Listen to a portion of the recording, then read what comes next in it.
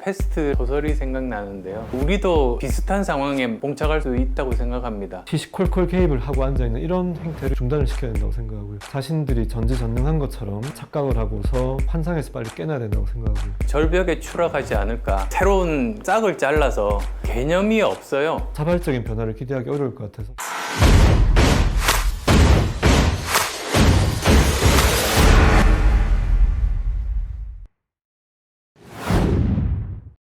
(5억짜리) 아파트도 있죠. 수도권에도 아파트가 있는 거고요. 저희 집 정도는 디딤돌 대출로 살 수 있습니다. 이미 디딤돌 대출 기준 5억 원을 넘어선 겁니다. 호텔방을 주거용으로 바꿔서 돈을 새로 내놓는 방안. 아파트랑 비교해봐도 전혀 차이가 없거든요. 그래서 이런 인식을 OECD 5위로 양호한 편이었지만 지난해에는 순위가 21위로 밀려났습니다. 정규직 채용 공고는 아예 없다시피 하고 아르바이트 자리도 수십 대 1의 경쟁률을 뚫어야 합니다. 중앙과 지방 정부가 직접 갚아야 할 빚을 의미하는 국가 채무도 사상 처음 700조 원을 넘었습니다. 국민 한 명이 1,409만 원씩 채무를 얻기 위해 짊어지고 있는 셈입니다. 코로나 전과 코로나 이후는 굉장히 우리 생활이 많이 바뀔 거다라고 생각을 하고 있어요. 가장 큰 화두는 경제의 부분이거든요. 앞으로 우리가 경제적인 문제 어떻게 준비하고 대비해 나갈 건지 그걸 중심으로 좀 얘기를 하도록 해보겠습니다. 저는 까미의 패스트라는 소설이 생각나는데요. 어릴 때 읽으면서 인상 깊었던 부분이 처음 패스트가 번지고 그 도시가 봉쇄됐을 때 사람들이 개방된 속에서 살다가 갑자기 봉쇄가 되니까 적응을 못하고 방황하고 굉장히 힘들어했지 않습니까? 그런데 나중에 이제 패스트가 어느 정도 종식된 다음에 다시 도시가 개방됐을 때 오히려 그때 또 사람들이 적응을 못하는 거죠. 봉쇄된 상태가 적응이 됐는데 그 다음에 또 개방된 상태에 대해서는 자기가 적응을 못하게 되는 그런 게 인상이 깊었는데 어쩌면 우리도 비슷한 상황에 봉착할 수 있다고 생각합니다. 내년 말 정도에 코로나가 어느 정도 종식이 된다고 하면 2022년부터 포스트 코로나 시대가 시작이 될 텐데요. 그때는 아마 굉장히 다른 세상이 올 겁니다. 8개월 동안 고생했는데 더 많은 기간이 우리 앞에 남아있지 않습니까? 지금도 많이 변했지만 아마 그 끝에 가면 더 많이 바뀌어 있을 겁니다. 언택트라는 키워드를 중심으로 해서 우리의 일하는 방식, 문화, 그리고 또 여러 가지 산업들이 많이 바뀔 테고요. 그리고 4차 산업혁명이라고 하면 그전까지는 5년 내지 10년 후에 본격화될 거라고 다들 예상을 했는데 그게 지금 급속하게 당겨지고 있는 중이거든요. 지금 이 시점에도. 그러면 본격적인 4차 산업혁명이 포스트 코로나 시작과 함께 시작이 될 겁니다. 그래서 그런 것들에 대한 준비가 정말로 필요한데요. 경제 분야에 대해서는 제가 참 걱정이 되는 것이 지금 현재 정부의 경제 정책 자체가 너무나 문제가 많지 않습니까? 예를 들면 소득 주도 성장을 밀어붙인 거라든지 또는 유연하지 않은 주 52시간 근무제라든지 여러 가지가 있는데 그런 것들 영향 때문에 작년 경제 성장률이 형편없이 떨어졌지 않습니까? 코로나19가 없던 시절에도 이미 우리는 심각한 기저질환을 앓고 있었던 곳에서 코로나로 직격탄을 맞은 거죠. 그래서 지금 우리가 경제 분야에 해야 될 일 우선순위 첫 번째가 잘못된 정부의 경제 정책을 바꾸는 것. 그걸 안 바꾸면 여전히 그 문제가 코로나 끝난 다음에도 남아 있어서 여전히 우리가 어려울 것이기 때문이죠. 그 다음 또 두 번째는 우리 경제가 예전부터 가지고 있었던 경제 구조의 문제점. 그래서 우리나라 경제 시스템이 관치 경제와 신자유주의 최악의 조합이라고 저는 진단하는데 본질은 같습니다. 기업으로부터 자유를 빼앗는 겁니다. 정부는 대기업의 자유를 빼앗고 그리고 대기업은 중소벤처기업의 자유를 빼앗아서 자율성 없는 기업은 창의력 발휘할 수도 없고 도전할 수도 없으니까 그게 저는 계속 경제가 침체되고 새로운 산업 분야가 안 생기는 근본 원인 아닌가 싶어요. 이 문제를 해결을 해야 되는 것 아니겠어요? 기업에 어떻게 자유를 주는가? 그건 정말 관치 경제가 가능하지 않도록 여러 가지 제도적인 보완들을 하는 게 아마 첫 번째일 거고요. 그리고 또 대기업과 중소기업 간에 여기를 담당하는 것이 공정거래위원회인데 공정거래위원회 사실 개혁을 해야 됩니다. 그 독립성을 강화하고 권한도 많이 주면서 동시에 투명성을 강화해서 거기서 회의에서 결정한 그런 과정들을 모두 다 공개를 한다면 지금보다는 훨씬 더 다른 모습들을 보여주겠죠.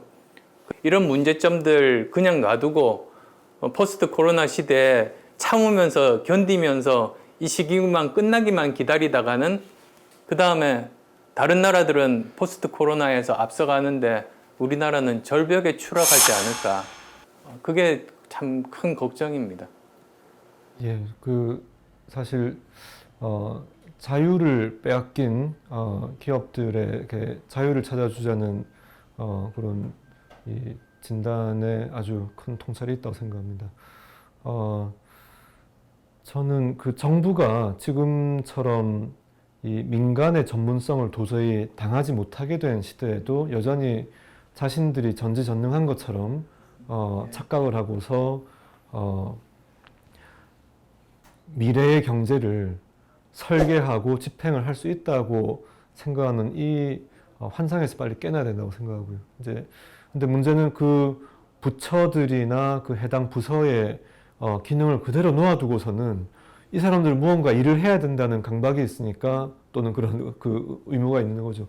이런 상태에서는 자발적인 변화를 기대하기 어려울 것 같아서 저는 큰 틀에서 우리가 개헌을 다음에 할 일이 있을 때 마치 나라의 문을 한번 닫았다가 새로 연다고 생각하고, 그러니까 법률로 치면은 전면 개정, 또 뭐 소프트웨어로 치면은 대규모 업그레이드를 이렇게 한번 하는 방식으로 해서 정부 기능 자체를 근본적으로 재정의해야 된다고 생각합니다. 그래서 산업정책에서는 거의 손을 떼게 만들고요.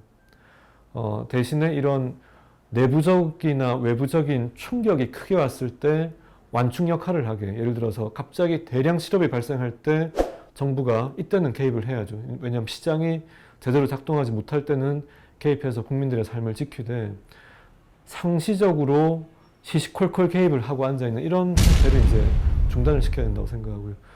동시에 정부와의 관계에서는 이 피해자의 입장이고 의뢰의 입장이지만 대기업들의 이런 불공정 행위들에 대해서도 역시 마찬가지로 아까 공정위의 역할이나 이런 운영 방식에 대한 개선으로도 충분히 좋은 효과를 거둘 수 있을 것 같고요. 또 혁신 기업들이 성장을 빨리 못했기 때문에 기존의 강자들이 계속 지금도 강자가 돼서 그런 것 같고요. 미국 같으면은 뭐 이미 IBM이나 GE나 P&G 같은 전통의 강자들보다 요즘에는 빵이라든가 이런 이 기술 기업들이 그 자리를 이미 대신했고요. 또 앞으로 10년 뒤에는 어떤 기업들이 나올지 모르는데 우리나라는 지금 그런 상황이 아니기 때문에 빨리 이런 이 혁신 기업들이 빠르게 성장할 수 있는 환경을 만들어주는 것도 아주 중요하다고 생각합니다. 최근에 타다 사례를 다 경험하셨잖아요.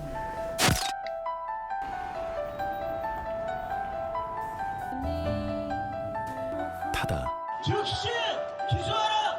방안을 모색했고 오늘 그 결과를 내놨습니다. 타다는 일단 서비스 재개 계획이 없다는 입장을 내놨고 다른 모빌리티 업체들은 기여금 수준이 너무 높아 사업 진입을 이게 이제 정치적인 문제로 돼버리고 여기에 대해서 정부가 결단을 내리지 못하는 그 부분에 대해서는 어떻게 생각하십니까?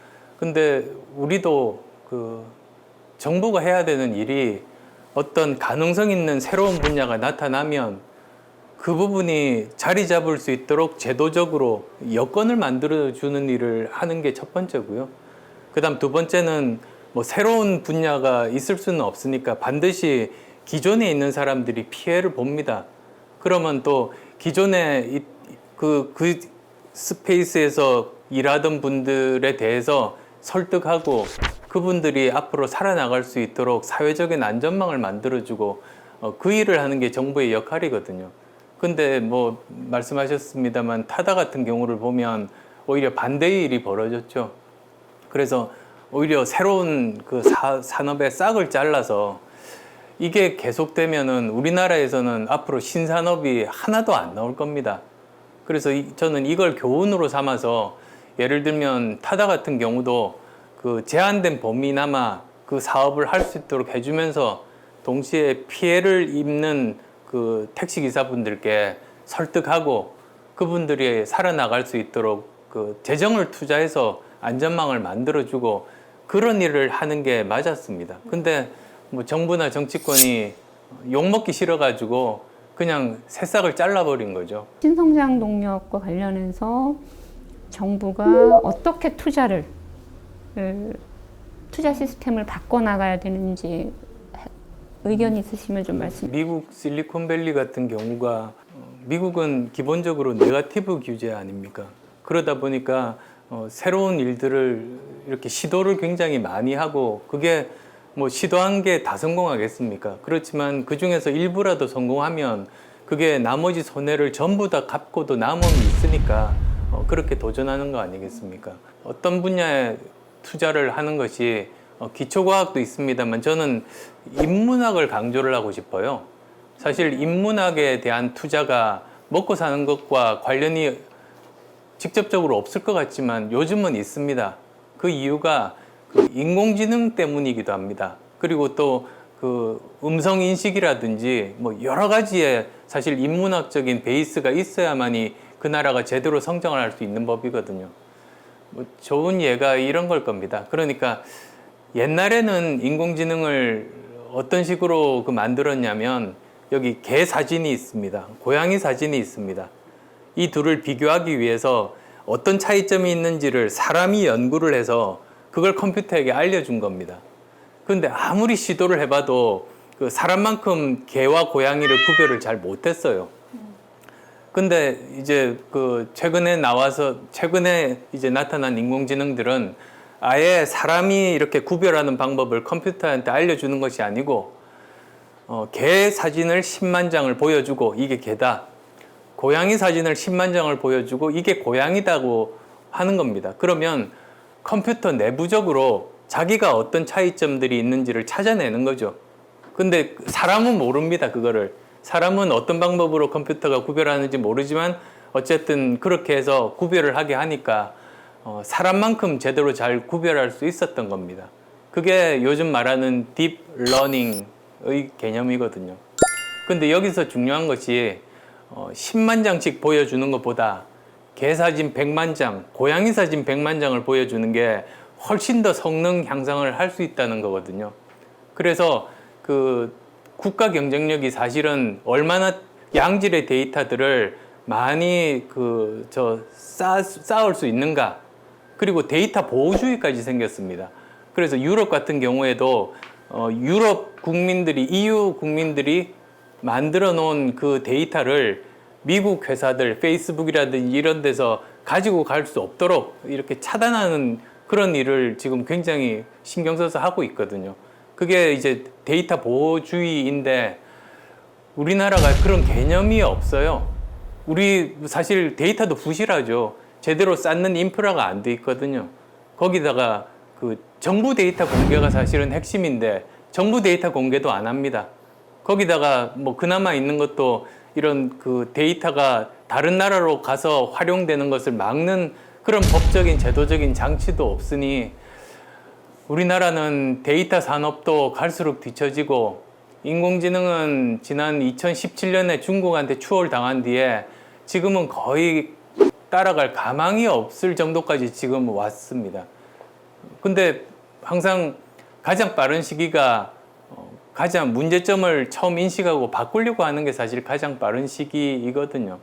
그래서 지금부터라도 정말 4차 산업혁명의 가장 중심이 되는 기술인 인공지능, 가장 중심이 되는 산업인 데이터 산업을 위해서 우리가 지금 어떤 준비를 해야 되는가. 그게 포스트 코로나 시대를 대비하는 우리가 앞으로 먹고 살 가장 중요한 그런 주제 중에 하나입니다. 대표님, 뭐 늘 우리 어떤 기술이나 경제의 가장 앞선 변화에 대해서 먼저 그 감지를 하시고 이제 이 좋은 의견들을 항상 알려주셨는데 전 요즘 제일 관심사면서 문제 의식을 갖고 있는 게 인공지능이 이제 너무 빠른 속도로 발전되고 있어서 사람들의 일자리가 언제까지 지금처럼 남아 있을 수 있을까 하는 게 사실 제일 큰 걱정이고, 이제 그 연장선상에서 아까 강의도 맡아보게 되었고, 여러 가지 지금 좀 공부하고 대안 찾는 노력을 하려고 하는데, 대표님은 앞으로 사람들의 일자리가 얼마나 남아 있을 것이라고 보시는지, 한 20-30년 후에 말인데. 그러니까 예전에 그 산업혁명으로 기계가 나왔을 때 그 블루칼러 일자리들이 없어졌지 않습니까? 근데 또 다른 영역으로 생겼죠. 전 마찬가지로 인공지능이 화이트 컬러 일자리를 없애지 않습니까? 근데 또 다른 영역에 생길 것 같아요. 뭐 예를 들면 자율주행 자동차가 있으면은 그 운전사들 직업이 없어지잖아요. 물론 거기까지는 시간은 걸리겠습니다만, 근데 대신에 사람들이 운전을 하지 않다 보니까 뭐 그냥 차에 앉아서 가만히 있을 수는 없고, 이렇게 3면 그 창들이 전부 디스플레이가 될 것 같아요. 그리고 거기서 뭐 여러 가지 부족했던 학습을 한다든지, 아니면 그 음악이라든지 영화를 본다든지, 그렇게 그 시간 소비가 바뀔 겁니다. 그러니까 아마도 컨텐츠 만드는 쪽으로 일자리가 지금보다도 몇 배 더 많이 생기지 않을까. 워낙 출퇴근하는 사람이 많지 않습니까? 그래서 아마 또 다른 쪽으로 이렇게 일자리들이 만들어질 것 같고요. 근데 이번에는 예전에 산업혁명 시대에는 그냥 자연적으로 그렇게 됐습니다만, 일자리가 이쪽에서 저쪽으로 이동됐습니다만, 아마 지금 4차 산업혁명 시대 인공지능이 등장하는 이 시기에는 정부의 역할이 굉장히 중요한 것 같아요. 정부가 트랜지션, 정부가 그 변화들을 잘 살펴보고 필요한 교육들을 시키고, 그리고 또 새로운 일자리들이 만들 수 있도록 여건도 만들고, 그렇게 하지 않으면 정말 일자리가 사라지고 다시 만들어지지 않을 가능성들이 많아서요. 아마 국가의 실력이 이제 나타날 겁니다. 또 하나는 소득 보장 문제가 있는 거잖아요. 그래서 어떤 복지적 그리고 사회적 안전망 이런 것들이 좀 정비되고 변화돼야 되는 거 아니냐, 이런 입장도 있는데, 거기에 대해서 의견을 좀 나눠보도록 할게요. 로봇과 인공지능의 보급으로 육체노동과 지식노동의 상당 부분이 이제 단순 반복적인 업무에서 출발해서 점차 복잡한 정도까지 대체가 돼 갈 것인데요. 그래서 사람들이 더 이상 노동에서 소득을 벌어들이지 못하는 상황이 되면 생계에 직접적인 위협을 받게 될 것이고, 이제 이것을 방치하는 것은 공동체를 지킬 수 없게 만드는 것이기 때문에 기본적으로 산업화 시대에 최적화된 국가 체제 또는 행정 체제로 만들어져 있는 20세기형 현대 복지국가 체제를 21세기형에 맞는 이 기본소득 체제로 이행을 해야 될 때가 되었다고 봅니다. 물론 재원 마련이 쉽지 않은 면이 큰 제약으로 작용할 건데, 일단 복지제도의 이제 3개 축이라고 할 수 있는 공적 구조, 사회보험, 사회서비스를 놓고 볼 때, 사회보험은 일단 가입자의 부담분이 있기 때문에 이것을 이렇게 마음대로 조정을 하기는 어려울 거고, 이제 이 부분은 시간이 지나면서 수십 년에 걸쳐서 페이드아웃을 하던가, 내지는 기본소득 체제에 맞게 이제 재설계가 필요한 부분이 있게 될 거고요. 사회 서비스는 이제 현금 부조로서의 이제 공적 부조가 채우지 못하는 부분들에 여전히 어떤 각자 부담할 수 있는 만큼 동일한 서비스에 대해서도 이제 부담을 달리하는 이제 방식으로 사회 서비스는 존속이 될 것으로 보여지고, 공적 부조의 상당 부분을 기본소득으로 대체해서 아까 이 경제구조 개혁 문제가 되든 또 타다 문제가 되든 항상 이 생계가 위협받게 되는 상황에 처하게 되면은 그에 대해서 극한적인 반발이 나오는 것은 인지상정이기 때문에, 이런 기본소득의 안전망이 튼튼하게 깔려 있다면은 훨씬 더 사회의 이런 이 갈등도 줄어들 가능성이 열릴 것이고 또 지금보다 더 빨라질 이런 이 경제 구조, 이제 산업 구조가 바뀌면서 발생할 여러 가지 이 실업 문제에 대한 대처도 더 나아질 것이고 뭐 이런 그 현실적인 문제도 있지만은 이제 헌법의 정신인 헌법 10조의 정신인 인간의 존엄성과 기본 인권을 보장하는 차원에서라도 이제 기본소득의 도입은 불가피한 시점이 거의 이제 목전에 이제 닿았다 이렇게 봅니다. 당장 그 모든 사람에게 보편적으로 동일한 금액을 주는 거는 지금 재정이 허락하지를 않죠, 사실. 누가 보더라도 그건 다 알 수 있는 거니까요. 근데 그 기본소득을 이제 도입을 할 때 저는 어떤 가정을 세우고 그것을 접근하느냐에 따라서 좀 해법은 달라질 수 있다고 보는 입장입니다. 그러니까 우선 저는 첫 번째는 그 4차 산업혁명으로 일자리가 줄어드는 것이 급격하게 오지는 않을 거라는 그런 생각을 합니다. 왜 그러냐면 그 지난 80년대에 처음으로 그 사무 공간에 컴퓨터가 들어왔습니다. 근데 처음에는 사람들이 기대한 만큼 생산성 향상에 도움이 전혀 안 됐어요. 어떤 숫자로도 그게 도움이 됐다는 증거가 없었거든요. 제대로 생산성을 향상시키는데 10년 이상이 걸렸습니다. 그래서 이 4차 산업혁명 AI가 도입이 되더라도 이렇게 급격하게 사회가 변하지는 않을 거다. 어느 정도 시간이 걸릴 거라는 거고요. 그리고 또 AI가 제일 위협을 주는 그런 직종 중에 하나가 변호사, 의사인데 거기는 또 정부에서 그 면허를 주는 그런 것이어서 아마도 뭐 급격하게 의사 수를 줄인다든지 또는 기존의 의사들을 설득한다든지 또는 뭐 변호사도 마찬가지입니다만 그게 굉장히 어려울 겁니다. 기술적으로는 가능해도 사회의 수용성에 한계가 있는 부분들이 있기 때문이거든요. 그래서 제 가정은 첫 번째, 이게 그 일자리가 줄어든다고 하면 굉장히 점진적으로 10년, 20년에 걸쳐서 진행될 거라는 게 제 첫 번째 가정입니다. 그 다음 또 두 번째 가정으로는 가정은 아니죠. 재정에 우리는 한계가 있고 특히 갈수록 이 코로나19 때문에 재정 상황이 굉장히 나빠지고 있지 않습니까? 그러면 지속 가능하지 못하거든요. 그래서 우리가 재정이 허용되는 범위 내에서만 기본소득을 할 수가 있다는 겁니다. 그렇게 되면 이제 방법은 결국은 하나밖에는 없더라고요. 시작은 하되 미래를 준비하기 위해서 시작은 하되 처음에는 전 국민을 바로 대상으로 삼지 말고 일부 계층이나 일부 지역에서 정책 실험을 하는 단계가 저는 필요하다고 봐요. 아직 뭐 전 세계적으로도 이 기본소득을 본격적으로 도입한 나라가 하나도 없지 않습니까? 근데 우리나라가 첫 번째로 도입할 수는 없거든요. 그래서 정책 실험이 필요하다는 거. 그리고 또 액수도 처음부터 생활이 가능한 충분한 수준이 아니더라도 우리가 재정이 허락되는 그 정도 수준에서 효과 검증을 해가면서 점차 대상도 늘리고 액수도 늘리고 기존의 복지 제도들도 다른 형식으로 바꾸고 이런 것들이 진행이 되는 것이 바람직하다.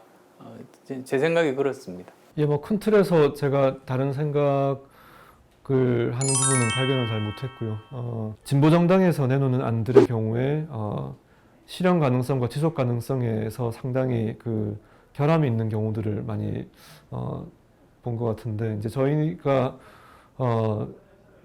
이제 저는 보수 정당 입장에서 안을 내놓을 때는 이 지속 가능성을 반드시 담보해야 된다는 그런 조건 하에서 이제 말씀을 드리는 거고요. 이제 실업의 증가가 갑작스럽게 오지 않기를 바라지만 실제로 이제 아까 이제 의사 변호사처럼 면허가 주어지는 업종들에서는 일정 부분 이 완충의 효과가 더 있겠지만은 금융업 같은 경우는 실제로 모바일 뱅킹이나 모바일 증권 서비스 이용이 급작히 늘면서 지점 폐쇄가 동시에 몇 년 사이에 아주 빠른 속도로 진행이 되면서 수를 제가 제대로 집계 해보지 못했지만은 적어도 뭐 1년에 수천 명 이상은 억대 연봉자들이 일자리를 지금 잃고 있는 상황이 몇 년째 반복이 되고 있을 겁니다. 그래서 이런 고소득층에 대한 어떤 인공지능발 일자리 상실이 지금 시작이 되었고 또 그 인공지능까지는 아니지만은 최저임금의 급속한 인상으로 이제 부산대학교가 저희 지역구에 있는데 그 제가 의정활동할 때 이렇게 학교 식당 앞에 식당들을 가보면은 전에 알바생들이 이렇게 일을 하던 공간들이 전부 다 이제 그 자판기로 다 바뀌어 있습니다. 그래서 이런 이 일자리 증발 현상이 아마 영역에 따라서 속도 차이는 있겠지만은 저는 빨리 오는 상황에 대비를 하는 것이 맞지 않겠나. 이제 임진왜란 직전에 그 이 사절들이 갔다 와서 왜군이 쳐들어올 거냐 안 쳐들어올 거냐를 볼 때 저는 조금 더 대비를 잘 하자는 쪽에 좀 더 무게를 싣고 있습니다. 결국은 이 재원에 영향을 주는 거는 세금일 거예요. 증세의 문제가 있죠. 그러니까 소득세 비율 50% 이상을 징수하는 나라에서만 가능하다. 이런 얘기까지 할 정도거든요. 결국은 우리가 기본소득 체제로 간다라고 하는 것은 증세를 전제로 하지 않으면 안 된다. 그러니까 시민의 입장에서는 그거 결국은 뭐 내 돈 더 받아가서 나한테 월별로 주는 거 아니냐. 그 재난기금처럼. 그랬을 때 기본소득이 무슨 의미가 있느냐라는 건데 혹시 세금 더 많이 안 걷고 그 기본소득 할 수 있는 것을 염두에 두시는 건 아니죠. 증세를 후순위에 두되 증세가 불가피할 거는 같습니다. 이제 다만 그 앞에 할 일들을 해놓고 하자는 거고요. 이거 하지 않고 증세하는 건 무책임한 일이고요. 그리고 그 향후에는 노동의 주체가 인간에서 기계로 바뀔 거기 때문에 기계 노동에 대한 과세를 하는 시점이 올 수밖에 없다고 봅니다. 일단 아까 있었던 논의 중에서 국가 기능의 재조정을 하면서 지금 시대에 맞지 않는 산업 정책들 또 각 직역별 실제로 현장에서 쓰이는 실태를 보면 아주 낭비적인 요소들이 많이 있습니다. 그래서 이런 부분들을 일몰제를 전반적으로 도입해서 다 불필요한 부분들 긴축을 하고 이 재원을 이제 기본소득 재원으로 가져오는 방안이 되든 아니면 지금 미국이 이번에 바이든 대통령 당선자가 취임하는 날 바로 그 파리 기후협약에 재가입하겠다고 했는데 이런 전 지구적인 그 기후 위기에 대한 대응 차원에서 탄소세 움직임이 있다면은 그 재원을 그 목적세 개념으로 해서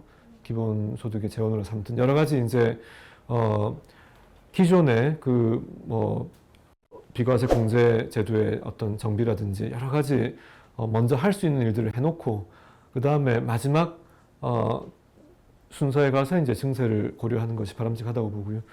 증세를 할 때 이제 그 보통 통일 재원으로 남겨놓자고 약간의 어렴풋한 사회적 합의가 있다고 보여지는 부가가치세의 인상이 지금 10%에서 20%로 된다 하더라도 이게 2019년 기준으로 70조 원에 불과하더라고요. 그러니까 전 국민 30만 원씩 매월 기본소득 지급하기 위해서 187조 원이 드는데 부가세를 10% 올려도 70조 원밖에 지금 증세가 안 되는 상황입니다. 그래서 이런 상황들을 냉철하게 보면서 하지만 기본소득 같은 아주 튼튼한 사회 안전망이 구축이 되지 않으면은 앞으로 발생할 이런 대규모 어떤 실업 사태, 뭐 가능하면 늦게 발생하거나 발생하지 않으면 좋겠지만 올지 모르는 이런 사태에 대비가 어렵기 때문에 4차 산업혁명 시대에 맞게 21세기형 국가 체제로 기본소득 체제로 이제 가야 된다는 생각은 역시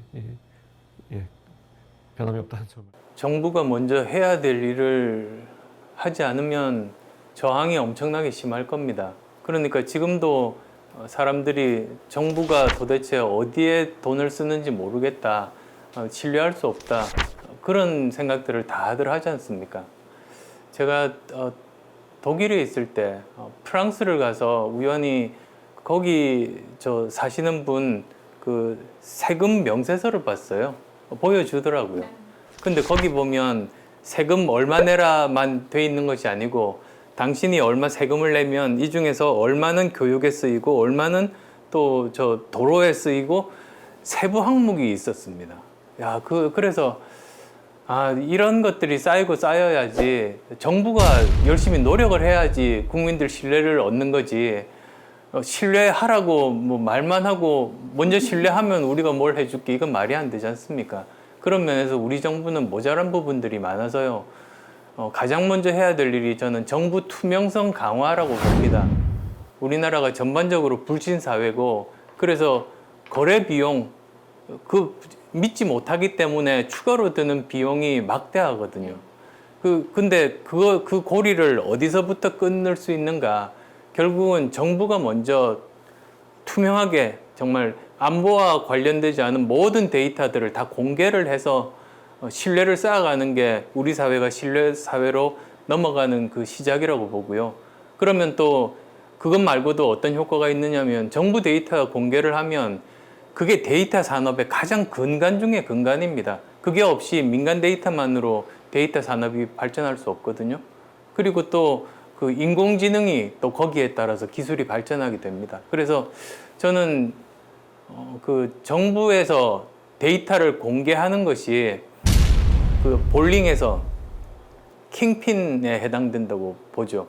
거기만 넘어뜨리면 그 다음에 여러 가지 어려운 과제들이 자동적으로 해결될 수 있는 가장 중요한 그 연결고리거든요. 그거부터 해서 투명성을 강화하고 신뢰를 얻어야지 추후에 우리가 막대한 재정이 들 수 있는 그 기본소득도 우리가 조금씩 감당해 나갈 수 있다. 그렇게 생각합니다.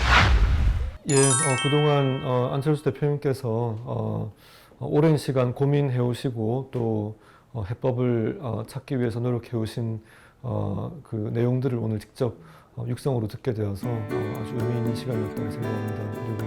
그리고 이런 좀 합리적인 대안을 찾기 위한 노력들이 더 우리 사회에 더 넓게 빨리 퍼져서 우리가 좀 더 행복하게 살 수 있는 그런 사회가 되면 좋겠습니다. 소속 정당을 떠나서 우리 사회의 미래를 걱정하고 합리적이고 언제든지 내 생각이 틀릴 수 있다. 그래서 열린 마음으로 그렇게 토론에 임하는 분이라는 걸 다시 한 번 더 확인했습니다. 예전에 한번 몇 년 전입니다만 한번 두 사람이서 오랜 시간 이야기를 나눈 적이 있었고 그때 정말 문제의식이 참 비슷하구나, 생각이나 해법이 비슷하구나 라고 생각했는데 오늘 다시 한번 그걸 확인한 자리였던 것 같습니다.